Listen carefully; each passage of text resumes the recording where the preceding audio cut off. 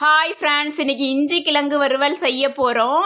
அதுக்கு தேவையான உருளைக்கிழங்கை வேக வச்சு தோல் உரித்து பீஸ் பீஸாக கட் பண்ணி எடுத்து தனியாக வச்சிடுங்க. ஜாரில் பார்த்தீங்கன்னா தேவையான பச்சை மிளகாய், தேங்காய், இஞ்சி, ஜீரகம் இதை தண்ணி ஊற்றாமல் நல்லா கொரப்பாக அடித்து எடுத்து வச்சிடுங்க தனியாக. அதுக்கப்புறம் கடாய் அடுப்பில் போட்டு எண்ணெய் ஊற்றிட்டு கடுகு, உளுத்தம்பருப்பு போட்டு நல்லா பொரிஞ்சதும் கடலைப்பருப்பு போடுங்க. கடலைப்பருப்பு போட்டு நல்லா வதக்கிட்டு ஜாரில் அடித்து வச்சுருக்கிறது அதில் எடுத்து கொட்டுங்க. அதில் கொட்டிட்டு அதுக்கப்புறம் கொஞ்சோண்டு மஞ்சள் தூள், கொஞ்சோண்டு உப்பு போட்டு நல்லா வதக்குங்க. அதுக்கப்புறம் பெருங்காயத்தூள் போடுங்க. அதுக்கப்புறம் பார்த்தீங்கன்னா கறிவேப்பிலை போட்டு நல்லா கிண்டுங்க.